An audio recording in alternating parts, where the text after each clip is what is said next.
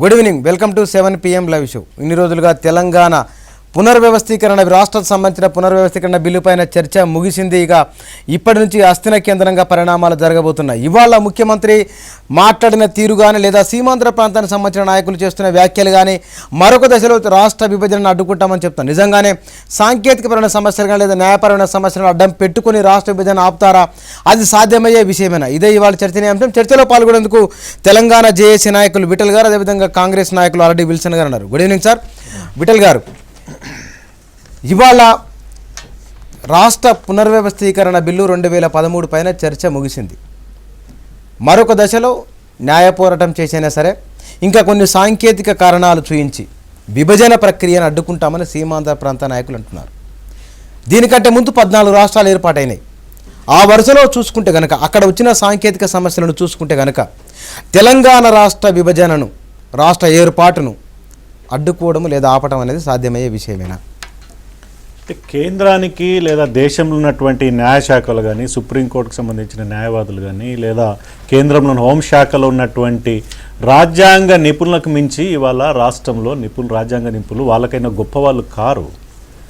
ఇవాళ Andhra Pradesh reorganisation bill అనేది కేంద్రానికి ఆర్టికల్ 3 ప్రకారం, రాజ్యాంగంలో ఆర్టికల్ 3 ప్రకారము సర్వ హక్కులు కలిగి ఉన్నటువంటి ఒక హక్కు 3 and 4. ఇది బిల్లు తయారు చేసింది కేంద్రం బిల్లు తయారు చేసేటప్పుడు అనేక సందర్భాల్లో ఈ ప్రాసెస్ జరగలేదని వాళ్ళు చాలా మాట్లాడుతున్నారు. దాదాపు 10 సంవత్సరాల నుంచి జరిగినటువంటి ఈ ప్రక్రియ 2004 నుంచి కేంద్రము తెలంగాణ ప్రజలకు ఇచ్చిన మాట కోసము మధ్యలో ప్రణబ్ కమిటీ వేసిండ్రు, రోషయ్య కమిటీ వేసిండ్రు, కేంద్ర ప్రభుత్వం ప్రధానమంత్రి గారు చెప్పడం జరిగింది, రాష్ట్రపతి గారు చెప్పడం జరిగింది. చివరికి December 9 ప్రకటన వచ్చింది. ప్రకటన తర్వాత జస్టిస్ శ్రీకృష్ణ కమిటీ వేసినటువంటి రిపోర్ట్ ఆధారంగా, తదనంతరం జరిగినటువంటి ఆల్ పార్టీ మీటింగ్ల ఆధారంగా చివరికి వాళ్ళ కేంద్రము స్టేట్ రీఆర్గనైజేషన్ బిల్లును తయారు చేసి బిల్లును తయారు చేసేటప్పుడు న్యాయశాఖకు పరిశీలన కోసం పంపారు. తదనంతరం హోంశాఖ క్యాబినెట్ నిర్ణయం తీసుకుంది. తదనంతరం రాష్ట్రపతి గారు దేశాధినేత, రాజ్యాంగ అధినేత లీగల్ ఒపీనియన్ తీసుకొని, అటార్నీ జనరల్ లీగల్ ఒపీనియన్ తీసుకొని స్టేట్ అసెంబ్లీకి పంపితే ఇది రాజ్యాంగ వ్యతిరేకమని, ఇది సరిగా చేయలేదని, ఇలా లొసుగులు ఉన్నాయని ఇక్కడ రాజ్యాంగ నిపుణులు పుట్టుకొచ్చారు. ఇవాళ ఆంధ్రప్రదేశ్లో దేశంలో ఉన్నటువంటి రాజ్యాంగ నిపుణులు కాదని, అంతకు మించినట్టు రాజ్యాంగ నిపుణులు ఇవాళ ముఖ్యమంత్రి గారు మాట్లాడుతున్న తీరు చూస్తే ఇవాళ చివరి రోజు ఈ అసెంబ్లీలో మేము ఊహించలేదు. ఈ రకంగా స్పీకర్ గారు ఒక నిష్పక్షపాతంగా ఉంటారని అనుకున్నాం, పక్షపాతంగా ఉండకూడదని అనుకున్నాం. స్పీకర్ కూడా ఒక రాజ్యాంగంతో కూడినటువంటి పదవే. ఇవాళ ముఖ్యమంత్రి గారు ఏకపక్షంగా క్యాబినెట్ నిర్ణయానికి సంబంధం లేదు, ఆయన ఇచ్చినటువంటి నోటీసు సహచర మంత్రులకు సంబంధం లేదు, సాక్షాత్ ఉప ముఖ్యమంత్రి గారే మేము ఇందులో భాగస్వామ్యం కాదని అధికారికంగా ప్రకటించిన సందర్భంలో మిగతా మంత్రులు సంప్రదించకుండా ఏకపక్షంగా ఒక నాయకుడి నోటీసు ఇవాళ రాష్ట్ర అసెంబ్లీలో సుప్రీంకోర్టుకు వెళ్ళైనా సరే విభజన ప్రక్రియ విషయంలో ఆంధ్రప్రదేశ్ అసెంబ్లీ సంపూర్ణ అభిప్రాయం తెలపలేదు కాబట్టి, ఇక్కడున్న మెజారిటీ ప్రజాప్రతినిధులు దాన్ని వ్యతిరేకిస్తున్నారు కాబట్టి తాము సుప్రీంకోర్టుకు వెళ్తామని ఒక ఆలోచన కూడా చేస్తున్నారు. ఇవాళ రాష్ట్ర అసెంబ్లీలో జరిగినటువంటి సంపూర్ణ స్పీకర్ గారు ప్రకటన చేసినటువంటి ఎక్స్ట్రాక్టే మీ ముందు ఉంచుతాను. చాలామందికి ఇది అర్థం కాలేదు. స్పీకర్ ఇవాళ ప్రకటన చేసింది 2 విభాగాలుగా చూడాలి. ఒకటి బిల్లుకు సంబంధించిన అంశం. బిల్లు సంబంధించిన స్పీకర్ గారు ఏం ప్రకటన చేశారంటే, as the time given by the Honorable President of India to the Andhra Pradesh Legislature for expressing its view on the Andhra Pradesh Reorganization Bill 2013 under Article 3 of the Constitution of India is coming to an end today, there is a need to conclude discussion thereon. Andhra Pradesh Reorganization Bill 2013 was tabled in the House on 16th December 2013. 86 members participated in the discussion in the House for 53 hours. Almost all members have expressed their views in writing and in the form of part of the official record.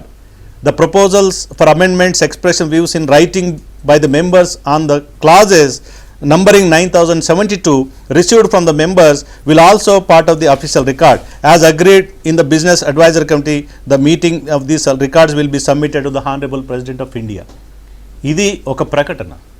అంటే ఈ చర్చ మొత్తము ముగిస్తూ speaker గారు ఈ మొత్తం కేంద్ర ప్రభుత్వం వచ్చిన లెటర్కి, క్వశ్చన్కి ఆన్సర్ చేస్తూ ఇంతమంది పార్టిసిపేట్ అయ్యారు, ఇది చర్చ జరిగింది, టేబుల్ అయ్యింది, దీంట్లో సవరణలు వచ్చాయి, వీటన్నిటి కూడా కేంద్ర ప్రభుత్వానికి నివేదిస్తున్నాం అనేది ఒక ప్రకటన. ఈ ప్రకటన కంప్లీట్ చేసినాక స్పీకర్ గారు ముఖ్యమంత్రి గారు ఇచ్చినటువంటి నోటీసుని తీసుకొచ్చి సభలో పెట్టి మూజువాని ఓటు ద్వారా ఆమోదింపజేసుకొని ఆ మూజువాని ఓట్లో ఏముంది బుచ్చన్న గారు చాలా అర్థం చేసుకోవాలి దీంట్లో. వారు ప్రతిపాదించినటువంటి తీర్మానం, ముఖ్యమంత్రి గారు ఇచ్చినటువంటి ఈ రెజల్యూషన్ ఏం చెప్తున్నారంటే, మేము ఈ బిల్లును తిరస్కరిస్తున్నాము, రిజెక్ట్ చేసేటట్టు తీర్మానం చేయండి. ఎందుకు తిరస్కరిస్తున్నామంటే ఇది ఒక రీజన్ లేదు, ఈ బిల్లుని ఏ కారణం లేదు, ఏ బేసిస్ లేదు, కన్సెన్సస్ లేదని చెప్తున్నాడు. ఇదంతా ప్రాసెస్ మనం వినాలా. కన్సెన్సస్ లేదు, స్పీకర్ చెప్పింది చేస్తారు. మూజువాని ఓట్లతో బిల్లును తిరస్కరిస్తున్నామని కూడా స్పీకర్ అన్నారు. అదే ఇప్పుడు నేను అనేది ఏంటంటే, ఒక పేపరు స్పీకర్ గారు అధికారికంగా ప్రకటన చేసి బిల్లు పైన చర్చ జరిగింది, సవర్లు వచ్చాయి, అభిప్రాయాలు పంపుతున్నామని ఒకటి. అవును. తర్వాత ముఖ్యమంత్రి గారు ఇచ్చిన నోటీస్ ఆధారంగా ఇగో ఇది కూడా పంపుతున్నామని అంటే, ముఖ్యమంత్రి గారు ఇచ్చినటువంటి నోటీస్ తీర్మానాన్ని కూడా కేంద్రాన్ని పంపుతారు. మూజువాని అంటే అంతకుముందు చర్చ 42 పంపిస్తున్నారు. 2 ఇవాళ స్పీకర్ గారు ఢిల్లీకి పంపుతున్నారు. విల్సన్ గారు అల్టిమేట్ గా ఢిల్లీ డిసైడ్ చేస్తుంది, ఆర్టికల్ 3 ప్రకారం ఏం చేయాలో వాళ్ళు నిర్ణయించుకుంటారు.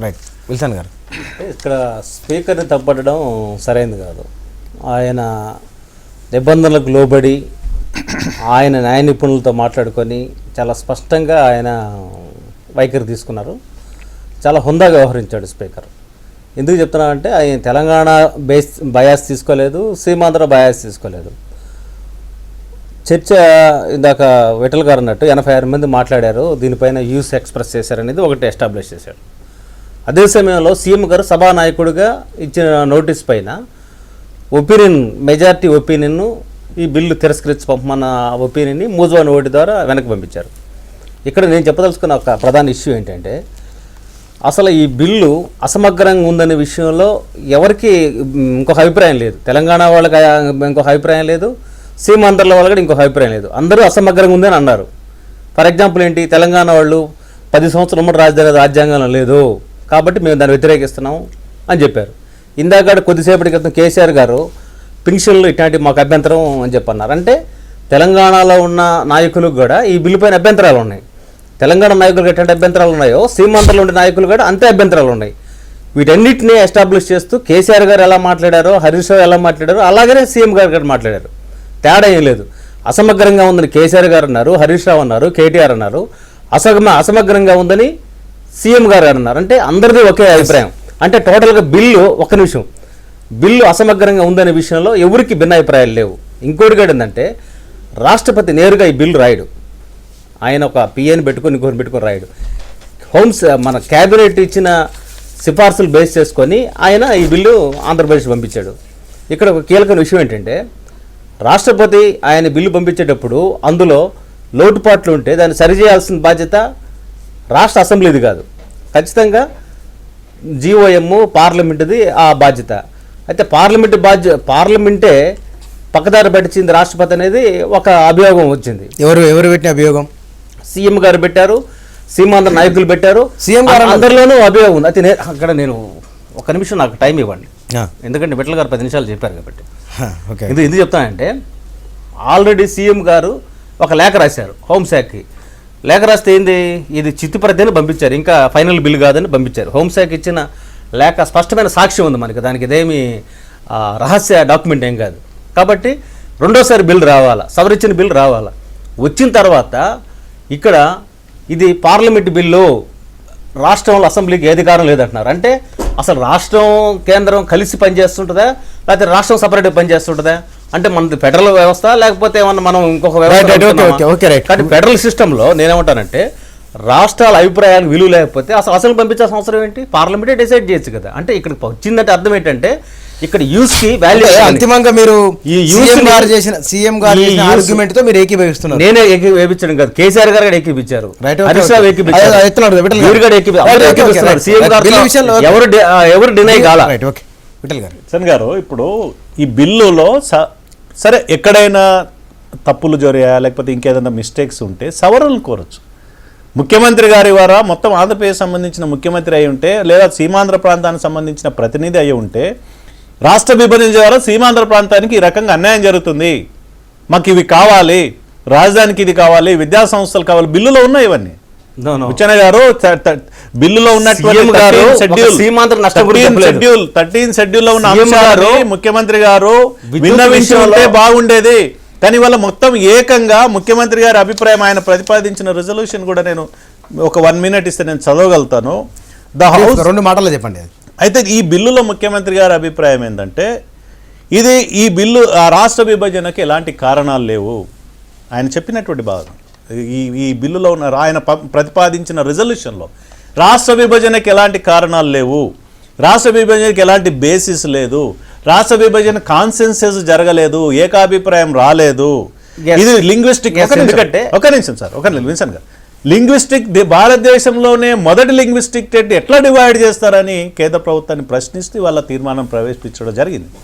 మరి వారి చరిత్ర చదువుకున్నారో నాకైతే తెలియదు, కానీ ఈ దేశంలో మొదటి లింగ్విస్టిక్ స్టేట్ ఏదైతే ఉందంటే అది ఆంధ్ర స్టేట్. కర్నూలు రాజధానిగా ఉన్నట్టు ఆంధ్ర స్టేట్ తప్ప ఆంధ్రప్రదేశ్ కాదు. పొట్టి శ్రీరాములు ఒక విభజనవాది. ఇవాళ వాళ్ళ సమైక్యాంధ్ర కోసం పొట్టి శ్రీరాములను ముందు పెడుతున్నారు. ఆయన ఒక విభజనవాది. మద్రాసు నుంచి విడిపోవడానికి ప్రాణత్యాగం చేసి ఆంధ్ర రాష్ట్రం ఏర్పడి అది that is the first linguistic state. Article 3లో లింగ్విస్టిక్ భాషను బట్టి రాష్ట్రాలు ఏర్పడడం లేదు. ఆర్టికల్ 3లో ఇవాళ హిందీకి 8 రాష్ట్రాలు ఉన్నాయి, తమిళనాడుకు 2 రాష్ట్రాలు ఉన్నాయి, తెలుగుకు 2 రాష్ట్రాలు ఉంటే వచ్చే నష్టమేందో ముఖ్యమంత్రి గారు చెప్పాల్సి ఉండే. ఇవన్నీ కాకుండా ఏకపక్షంగా ఏకాభిప్రాయం అంటున్నారు. అదే చెప్పారు. నేను ఒక్క నిమిషం విల్సన్ గారు సీఎం గారు అదే చెప్పారు. తెలంగాణలో కలిసిన తర్వాత విద్యా వ్యవస్థ ఈ స్థాయిలో ఎదిగింది, విద్యుత్ సంక్షోభం ఈ స్థాయిలో ఉంటుందని చెప్పి స్పష్టమైన డేటా ఇచ్చాడు. రహస్యం ఏం చెప్పలేదు ఆయన. అది నెట్లో కనిపిస్తుంది, ఎవరికైనా కనిపిస్తుంది. అంటే ఎడ్యుకేషన్ రంగం ఈ స్థాయి ఎదిగింది. 1956 నాటికి ఎడ్యుకేషన్ తెలంగాణ ప్రాంతాలు ఎలా ఉంది, ఈ రోజు ఎలాగున్నాయి, ఆ రోజు ఎన్ని పాఠశాలలు ఉన్నాయి, ఈ రోజు ఎన్ని పాఠశాలలు ఉన్నాయి, ఆ రోజు ఎంతమంది కాలేజీలు, ఈరోజు అంటే విడిపోవడం వల్ల అదనంగా ప్రయోజనం ఏంటి, ఇంకా నష్టపోతారు, తెలంగాణ రైతాంగం నష్టపోతారు అని స్పష్టంగా డేటా ఇచ్చాడు. దానికి కౌంటర్ లేదు. దానికి తెలంగాణ నాయకులు కౌంటర్ లేదు. ఒక నిమిషం, నష్టం ఏం నష్టం జరుగుతుంది చెప్పాలి కదా. ఇంత డెవలప్ అయింది అంటే తెలంగాణ ప్రజలు పన్నులు కట్టలేదా? ఇది డెవలప్ అయిన స్టేటా? మాకు వనరులు లేవా, మాకు ఆదాయాలు లేవా? గతంలో ప్రపంచంలో 7వ ధనవంత రాష్ట్రంగా మేము ప్రత్యేకంగా 8 సంవత్సరాలు రాష్ట్రాలుగా ఉండలేదా? కలిసి ఉండడం వల్లే మీరు మమ్మల్ని బుచ్చన్న గారు స్టేట్ కలిసి ఉండడం వల్లే ఇన్ని ప్రాజెక్టులు. ఒకవేళ మనం నెట్టెంపాడు కానీ ఇంకా మిగతా ప్రాజెక్ట్స్ మొత్తం కలిసి నష్టపోయే ప్రమాదం ఉంది. కాబట్టి యునైటెడ్ స్టేట్లోనే ఆంధ్రప్రదేశ్లోనే మన ప్రాజెక్టులు సాధ్యమవుద్ది. 50% ప్రాంతానికి అనుకూలంగా ఒక్క మాట. ఈ విషయం ప్రధానమంత్రి మన్మోహన్ సింగ్కు, సోనియా గాంధీకి, అక్కడున్న ప్లానింగ్ కమిషన్కు వాళ్ళ ఎవరికి ఈ విషయం అర్థం కాలేదా, తెలియదా? అవును, వాళ్ళు పంపించారు, మనం కోరాము, వాళ్ళ బిల్లు పంపించారు. పంపించిన బిల్లు కూడా లోపభూయిష్టంగా ఉంది.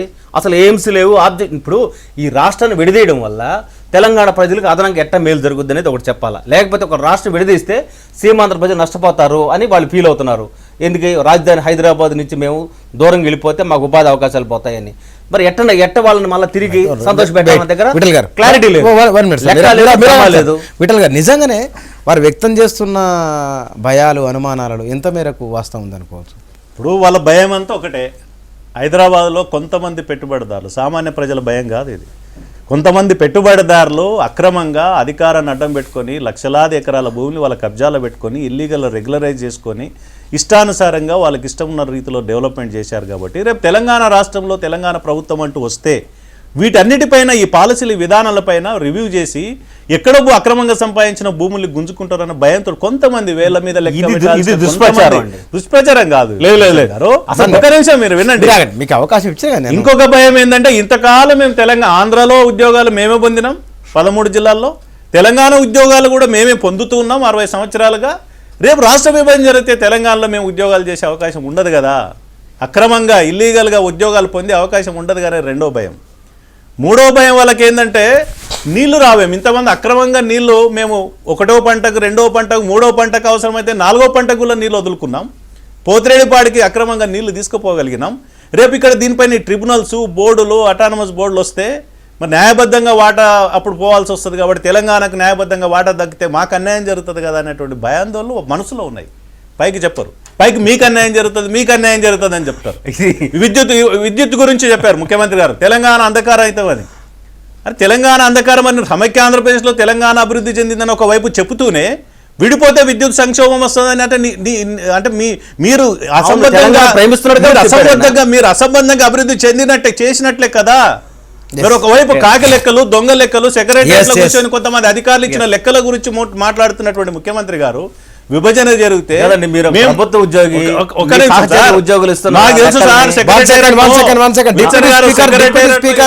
మీడియాతో మాట్లాడుతూ సార్ చూద్దాం. దీనికి అనుగుణంగానే గౌరవ సభ్యులు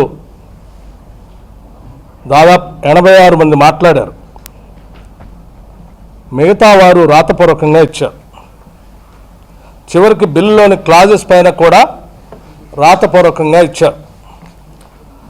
దాదాపు సభలోని సభ్యులంతా అభిప్రాయాలు తెలిపారు.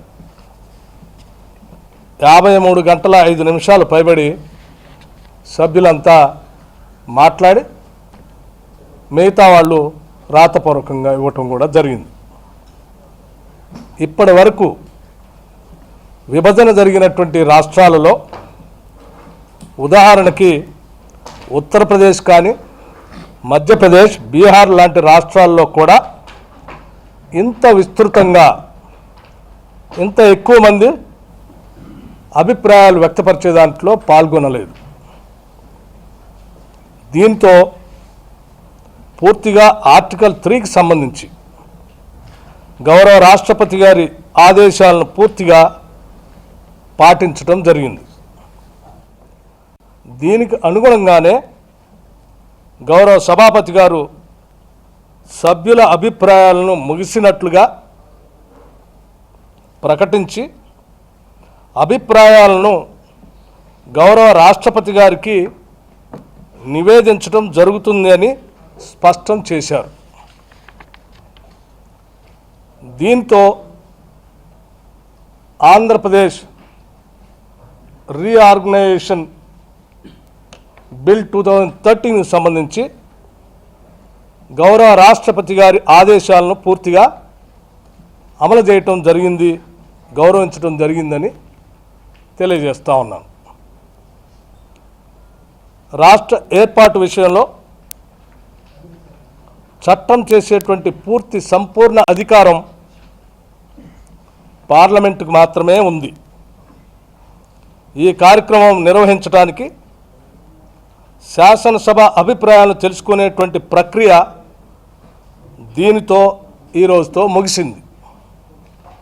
దీని ఆధారంగా తెలంగాణ రాష్ట్ర ఏర్పాటు ప్రక్రియకు మార్గం సుగమం అయింది. ప్రభుత్వ పరంగా కానీ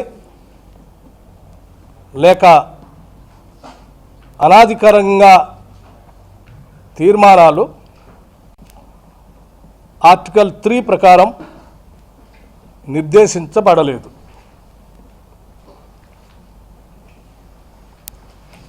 ఈ అధికార అనధికార తీర్మానాలు కేవలం శాసనసభ నిర్వహణకు సంబంధించిన ప్రక్రియ మాత్రమే. దీనికి ఆర్టికల్ 3 ప్రకారం రాష్ట్రపతి గారికి నివేదించే అభిప్రాయాలకు సంబంధం లేదు. శాసనసభ సహజంగా చేసే తీర్మానాల వల్లనే పరిగణించాలి తప్ప దీనికి ప్రత్యేకమైనటువంటి ప్రతిపత్తి లేదు. బిల్లుకు సంబంధించి శాసనసభ అభిప్రాయాలను ఆర్టికల్ 3 ప్రకారంగా గౌరవ రాష్ట్రపతి గారికి నివేదించడం జరుగుతుంది. బిల్లుకు సంబంధించి శాసనసభ అభిప్రాయాలను ఆర్టికల్ 3 ప్రకారంగా గౌరవ రాష్ట్రపతి గారికి నివేదించడం జరుగుతుంది. శాసనసభ రూల్ 77 సంబంధించి చేసినటువంటి తీర్మానాలు ఏవైనా రాష్ట్ర ప్రభుత్వానికి పంపించడం జరుగుతుంది. ఈ రెండింటికి మధ్యన ఉన్నటువంటి వ్యత్యాసం బహుశా దీని ద్వారా స్పష్టమైందని నేను భావిస్తూ ఉన్నాను.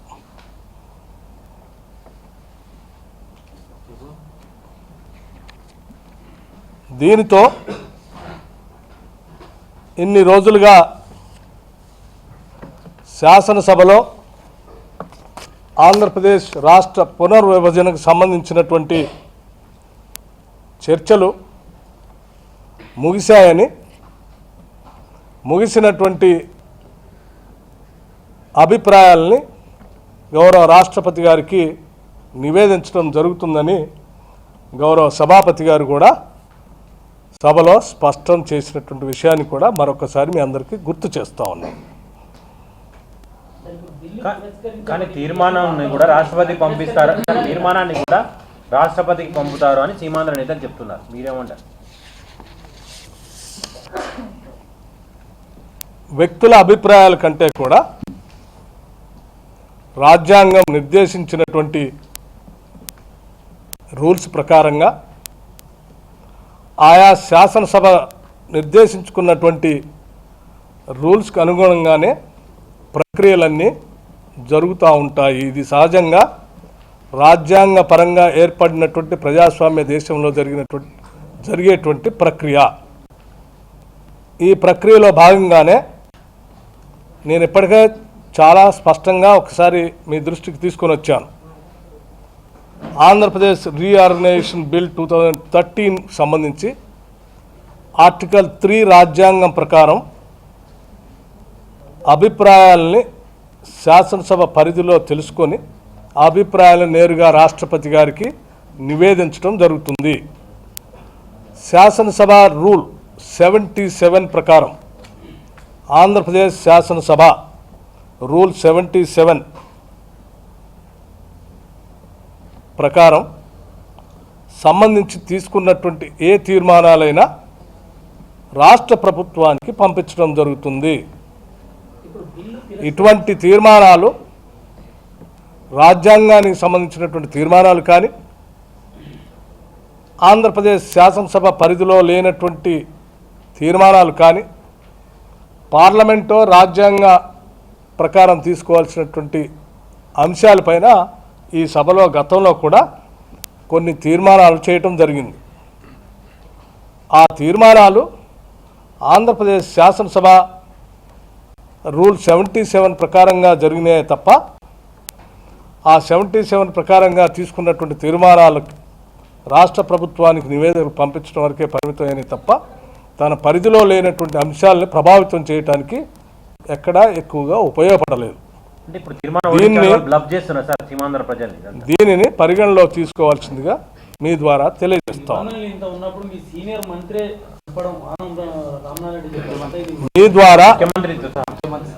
మీ ద్వారా ఎన్నో సంవత్సరాల నుంచి, ఎన్నో దశాబ్దాల నుంచి ఎదురు చూస్తున్నటువంటి ఈ రాష్ట్ర ప్రక్రియ ఆర్టికల్ 3 ప్రకారం రాష్ట్రపతి గారు శాసనసభ అభిప్రాయాలు తెలుసుకొని పార్లమెంట్కి నివేదించడానికి అవసరమయ్యేటువంటి ఈ అభిప్రాయాల సేకరణ కార్యక్రమం నేటితో ముగిసింది.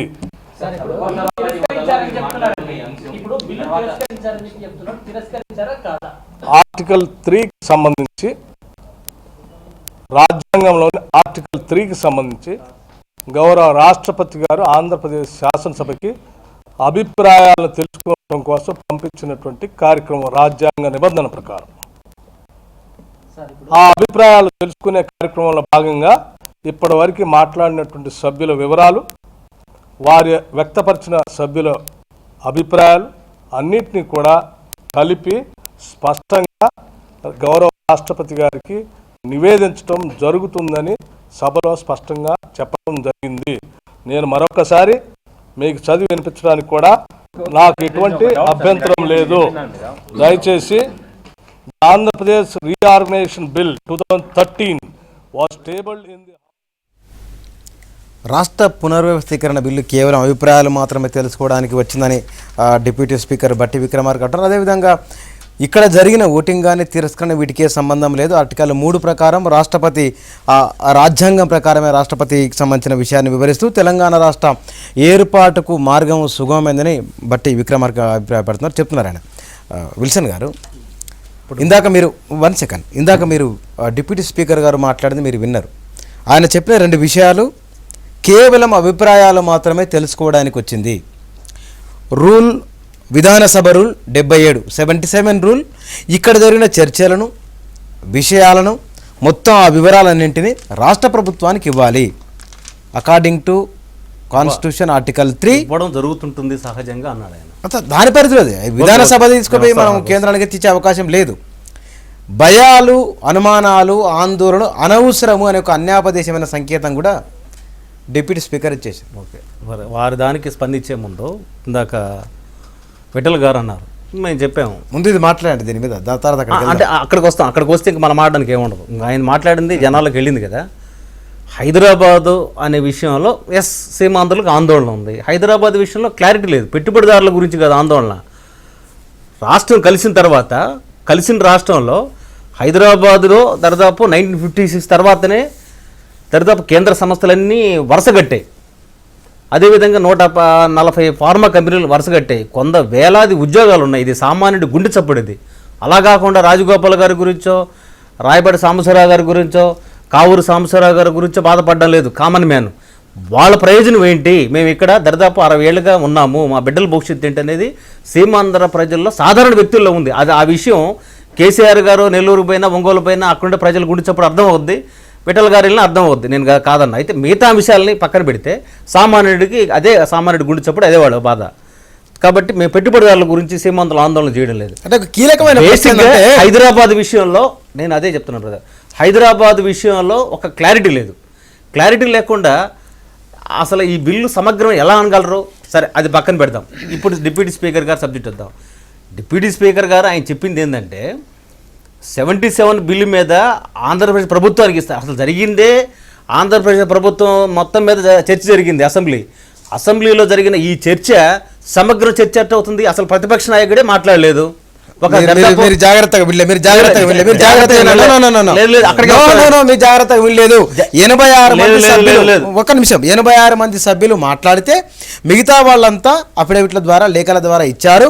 మొత్తం ఆంధ్రప్రదేశ్ సభ తమ అభిప్రాయాలను వ్యక్తం చేసింది అన్నారు. ఎక్కడ చేసింది బుచ్చన్న గారు? మీరు కూడా మాట్లాడట. అసలు ప్రతిపక్షం చంద్రబాబు నాయుడు గారు మాట్లాడారా? 100 మంది ఎమ్మెల్యేలకు రైటింగ్ ఇచ్చారు.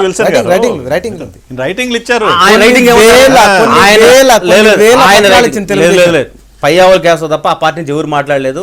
ఒక ప్రధాన ప్రతిపక్ష నాయకుడు బాధ్యత వహించాల్సిన వ్యక్తి గోడ మీద గంటలు ఉపన్యాసమే కాదు కదా. ఉపన్యాసం కాదు, గంటలు మాట్లాడుతున్నారు. ఒక ప్రధాన ప్రతిపక్ష నాయకుడు, ఆయన సీమాంధ్ర రేపొద్దున రాజకీయం చేయాలనుకుంటున్న వ్యక్తి ఒక ప్రాంతాన్ని పూర్తిగా వదిలేసి ఆయన అక్కడ నాటకం ఆడాడు.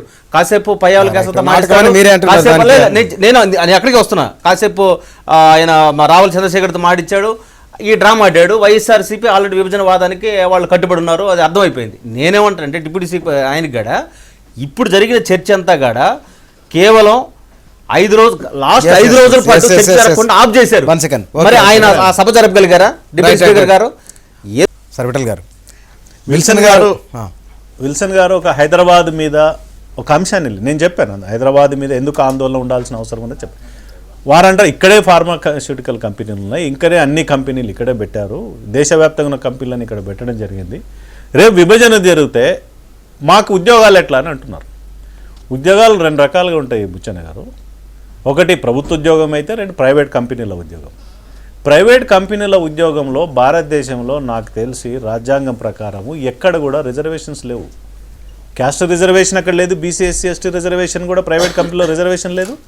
లోకల్ రాలే, చర్చ ఉంది, ఇంకా రాలే. లోకల్ రిజర్వేషన్ అడుగుతున్నారు, ఇంకా రాలేదు. లోకల్ రిజర్వేషన్ రాలే. లోకల్ ఒక నిమిషం, కేంద్ర సంస్థలు హైదరాబాద్ అబౌట్ లోకల్ రిజర్వేషన్ లేదు, క్యాస్ట్ రిజర్వేషన్ లేదు. రేపు రాష్ట్ర విభజన జరిగితే ఇదే ఆంధ్ర సోదరులు పక్కలో ఉన్నట్టు బెంగళూరులో ఏ ప్రాతిపదికన ఉద్యోగాలు చేస్తున్న వాళ్ళు వద్దంటున్నారా? అమెరికా పోయి న్యూజెర్సీలో ఏ ప్రాతిపదిక ఉద్యోగాలు చేస్తున్న వాళ్ళు వద్దంటున్నారా? అమెరికా పోగలిగినారు, బెంగళూరు పోగలిగినారు, ఢిల్లీ పోగలిగిన వాళ్ళు రేపు హైదరాబాద్ చాలాసార్లు జరిగింది. బెంగళూరు రాలేదు, చెన్నై రాలా. మీరు అర్థం చేసుకుంటలేరు. అంటే అదే చెప్పేది, ఇదే దుర్మార్గం. ఏంటంటే మీరు చెన్నైలో ఎట్టుంటారో అట్టే ఉండండి, మీరు బెంగళూరులో అట్టే ఉండండి, అమెరికా అది అందరూ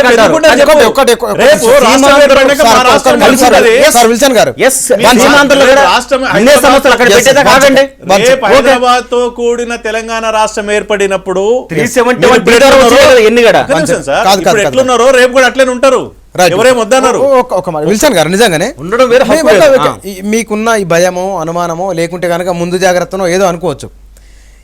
ఇంతవరకు వచ్చిన తర్వాత స్పీకరు, డిప్యూటీ స్పీకరు, ఎక్స్పర్ట్స్ ఇంతమంది మాట్లాడిన తర్వాత కూడా విభజన ప్రక్రియ ఆగుతుందని ఇప్పటికీ కూడా మీరు భావిస్తున్నారా? అసలు విభజన ప్రక్రియ ఎలా జరుగుద్దండి సైంటిఫిక్? ఇప్పుడు అంటే నేను ఈ సందర్భంగా కేసీఆర్ మాటలు ఉటంకిస్తా. తెలంగాణ ఇవ్వకపోతే అసలు ఈ దేశంలో ఎందుకు ఉండాలి అని తెలంగాణ యువకులు, తెలంగాణ ప్రజలు అంటారు అని చెప్పని కేసీఆర్ ఒకసారి కామెంట్ చేశారు.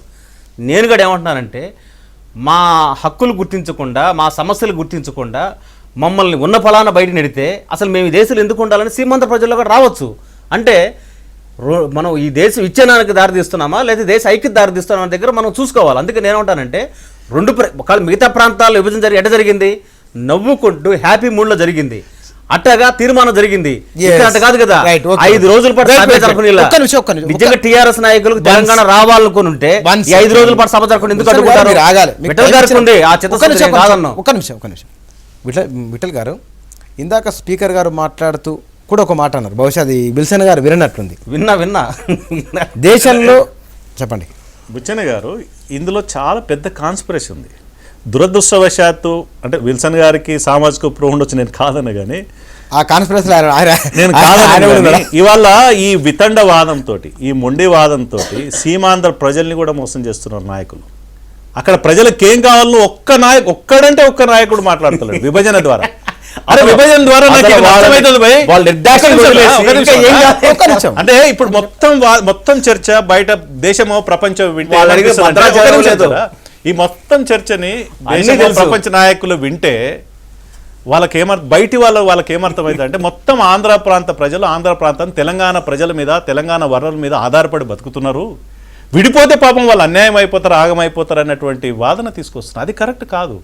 ఆంధ్ర ప్రాంతంలో వనరులు ఉన్నాయి. 940 కిలోమీటర్ల షీషోర్ ఉంది, అక్కడ వనరులు ఉన్నాయి, అక్కడ ప్రాజెక్టులు ఉన్నాయి. అక్కడ అసలు ఆంధ్రలో అన్నపూర్ణ గడ్డ. తమ పైన తమకు నమ్మకం, విశ్వాసం లేక రేపు రాజధాని హైదరాబాద్ ప్రయోజనం ఒకటే కాదు. అయ్యా మీ మీద మీకు నమ్మకం, విశ్వాసం లేదు.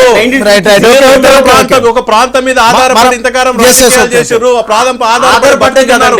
అసలు తెలంగాణ కలవడం వల్లే తెలంగాణ తెలంగాణ రాష్ట్రం తెలంగాణ ప్రాంతం లేకుండా, తెలంగాణ ప్రజలు లేకుండా మీరు బతకలేరా? తెలంగాణ ప్రాంతము ప్రజలు వనరులు లేకుండా మీరు బతకడానికి ఏం భయము?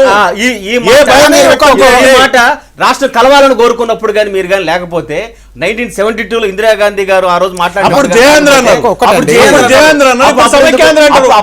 ఒక వ్యక్తి ఉంటదండి, ఒక పార్టీకి ఒక విధానం ఉంటుంది. 72లో జయంతి అన్నావు, ఇప్పుడు సమైక్యాంధ్రాన్ని ఎట్లా అంటావు? మీరు వస్తే తప్ప మాకు ఎడ్యుకేషన్ ఇప్పుడు తెలంగాణ నాయకులే కదా. ఎవరు అడిగారు? మీరు చరిత్రను వక్రీకరించి మీకు ఎవరు వక్రీకరించడం? మీరు ఒక సూడో మేధావులు రాసి ఇచ్చిన వార్తలు మీరు చదువుతున్నారు. కొంతమంది సూడో మేధావులు ఉన్నారు మీకు. ప్రాంతం మేధావులే దిక్కులేరు ప్రాంతం ఇవాళ ఆంధ్ర ప్రాంతం అని అంటాడు కేసీఆర్ గారు. కేసీఆర్ కాదు, మేము అంటున్నాం, ప్రజలు అనుకుంటున్నారు. ఇవాళ మొత్తం కాన్స్పిరసీ బుచ్చన్న,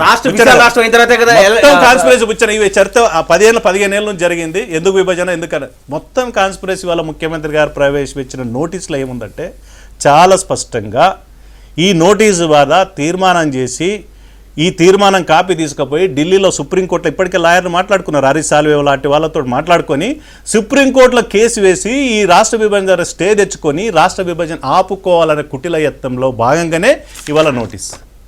ఈ notice on behalf of the government అన్నాడు.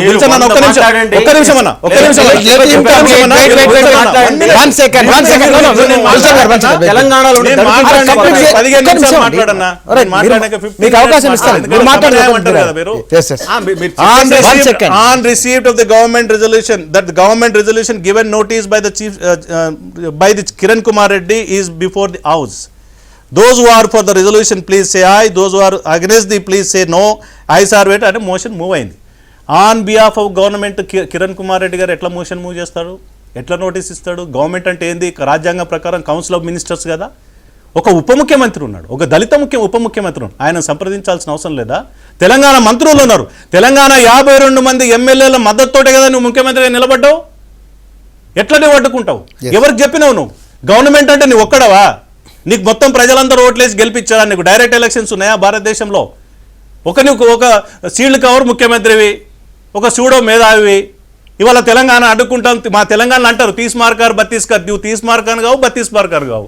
ఎట్లా అడ్డుకుంటావు నువ్వు? కోర్సులో కేసు వేసి అడ్డుకునే శక్తి నీకుందా? తెలంగాణ ప్రజలు ఊరుకుంటారా? మీరు విభజనకు ఏకాభిప్రాయం అంటారు, కలిసి ఉండడానికి ఏకాభిప్రాయం ఉందా? మా ఇష్టానుసారం అవసరం లేదా?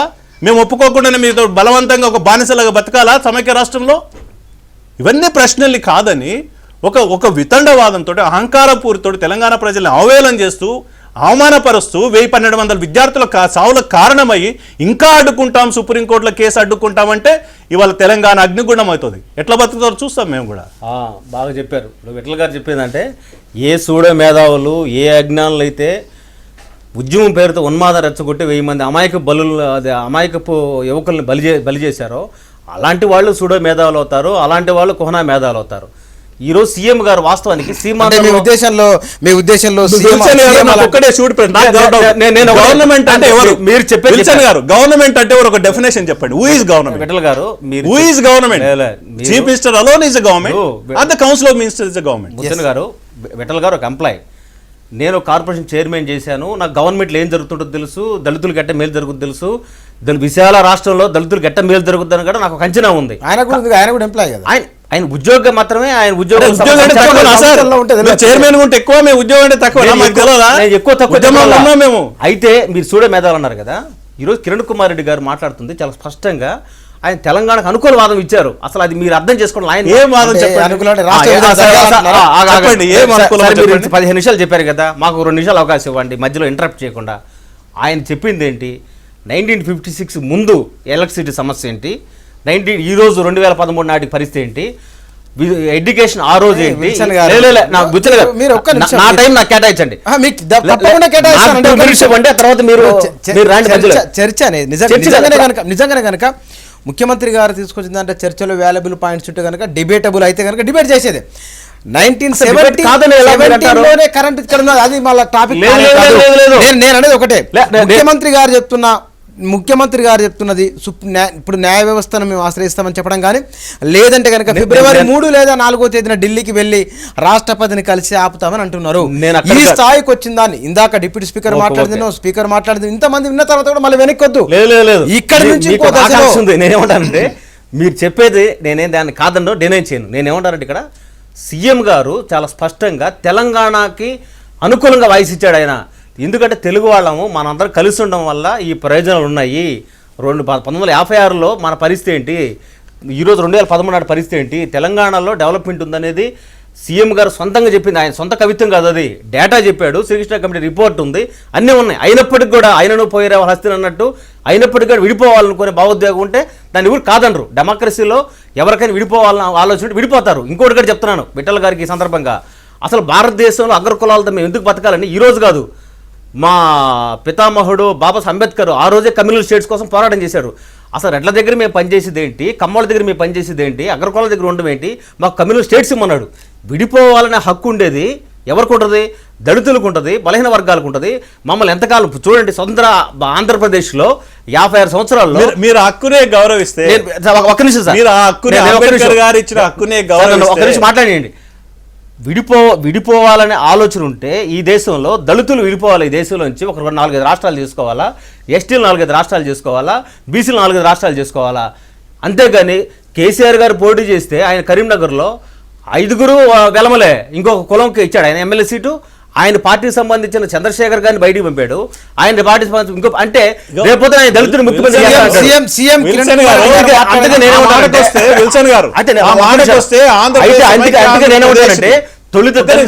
ఒక్క నిమిషం సార్, తొలి దళిత సీఎం దామోదర్ సంజయ్ విశాల రాష్ట్రంలో దళితులు మేలు జరుగుతున్నాడు. నేను కూడా ఏం నమ్ముతున్నానంటే, నేను కాంగ్రెస్ టీడీపీ బీజేపీ కాసేపు పార్టీలు పక్కన పెట్టండి, విశాల రాష్ట్రంలో దళితులకి కొన్ని అవకాశాలు వస్తాయి. ఇక్కడ విశాల రాష్ట్రంలో సమైక్య ఆంధ్రప్రదేశ్ 60 సంవత్సరాల 56 నుంచి ఇప్పటి వరకు ఉన్నటువంటి 58 సంవత్సరాల చరిత్రలో ఏ దళితుడు ముఖ్యమంత్రి అయ్యిండు? అంటే ఏ బీసీ ముఖ్యమంత్రి అయ్యిండు? ఏ సామాజిక వర్గం పరిపాలించింది? ఏ చెప్పారు మీ తెలంగాణ సామాజిక వర్గం మీద మాట్లాడుతున్నారు. ఒక విల్సన్ ఒక్కటే ప్రశ్న. ఇవాళ మీరు అంటున్నటువంటి దళితులకు న్యాయం జరుగుతుంది విభజన ద్వారా అంబేద్కర్ గారి మాటకు మీరు కట్టుబడే ఉంటే ఇవాళ తెలంగాణ ప్రాంతంలో 90% బీసీలు, ఎస్సీలు, ఎస్టీలు, మైనారిటీలు తెలంగాణ రాష్ట్రం కోసం ప్రాణత్యాగం చేశారు. మీరు ఎందుకు ఒప్పుకోరు దానికి? కాదండి, ప్రాణత్యాగం చేయడానికి కారకులు మళ్ళీ మమ్మల్ని మా కారకులు మళ్ళీ కేసీఆర్ గారు కారకులు అంటారు, ఇంకేదో కారకులు. అట్లా కాదు. ఉద్యమాలు చేసినప్పుడు బురద జల్లకండి నాయకత్వం. విఠల్ గారు, నేను ఒక మాజీ ఉద్యమంలో 16 సంవత్సరాలు పనిచేసిన వ్యక్తినే.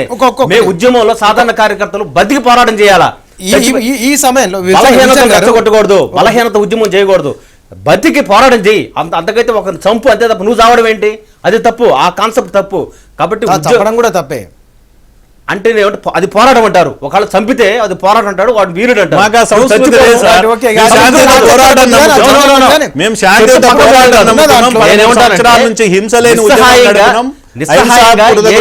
యువకుడు నేల కొరకూడదు. ఆ నేల కొరికే యువకుడు దళితుడు, బలహీన వర్గాలలో అయితే ఆ కుటుంబం మొత్తం చీకటికి అయిపోతుంది. ఈ రోజు కేసీఆర్ గారు ఫామ్ హౌస్ కట్టుకున్నారు. తలా రేపు అధికారం వచ్చిన తర్వాత కాదు, ఒక్క కేసీఆర్ గారు తెలంగాణ ఉద్యమాన్ని 15 రోజుల్లో తెలంగాణ వస్తుందని చెప్పి ప్రకటించాడు ఆయన. తెలంగాణ ఉద్యమం చుట్టూ విఠల్ గారు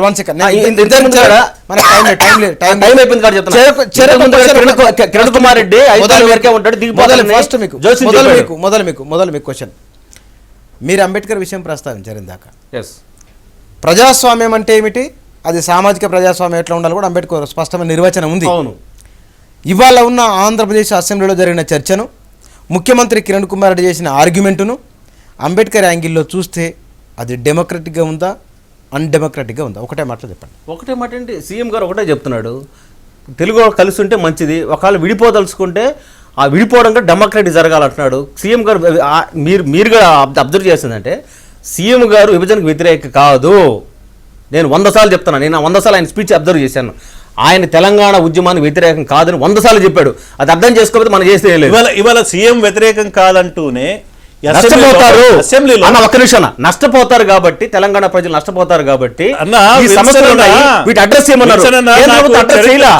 రాష్ట్రపతి అడ్రస్ చేయలేడు. చరిత్రలో ఒక వాక్యం గుర్తుకొస్తుంది వెల్సనన్న, భారతదేశానికి స్వాతంత్రం ఇచ్చేటప్పుడు కూడా బ్రిటిష్ వాళ్ళు కూడా మేము పరిపాలించకపోతే మీ దేశాన్ని మీకు ఇచ్చిపోతే ముక్క చెక్కలు అవుతారు, మేమే దీన్ని పరిపాలించినట్టుగా ఉంది మాట. ఇవాళ బ్రిటిష్ వాళ్ళు ఆనాడు భారత స్వాతంత్రం కోసం ఏదైతే మాట్లాడిరో ఇవాళ తెలంగాణ స్వాతంత్రం రాష్ట్రం ఏర్పడుతుంది.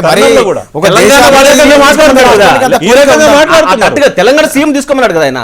మీరు 20 ఏళ్ళు సీఎం ఎవరు ఉంచుతారు? తెలంగాణ సీఎం ని జగ్గారెడ్డి చేస్తారు మీరు ఒకవేళ కావాలనుకుంటే.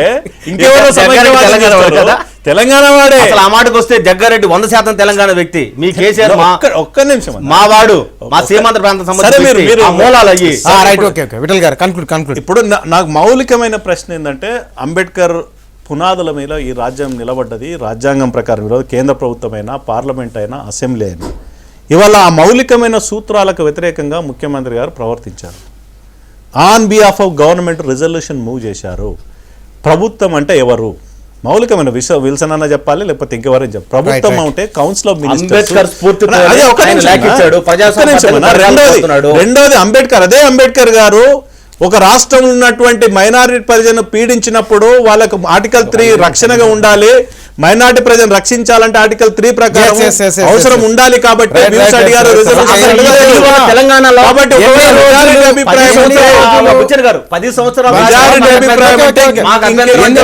ఎన్ని రోజులు చర్చించినా ఇదే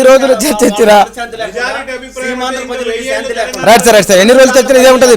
చర్చలో పాల్గొన్న విఠల్ గారు విల్సన్ గారు ధన్యవాదాలండి. మొత్తానికి రాష్ట్ర విభజన ప్రక్రియ ఒక దశ నుంచి మరో దశకు వెళ్ళిపోయింది. ఇప్పుడు ఢిల్లీలో ఉన్నది. దీనిపైన తేల్చాల్సింది కేంద్ర ప్రభుత్వం. బహుశా ఫిబ్రవరి 15-20 నాటికల్లా ఒక కొలిక్కి వస్తున్న వార్తలు వస్తున్నాయి. ఏం జరుగుతుందో చూడాలి. ఇది వాళ్ళ చర్చ. మరో చర్చగా నమస్కారం.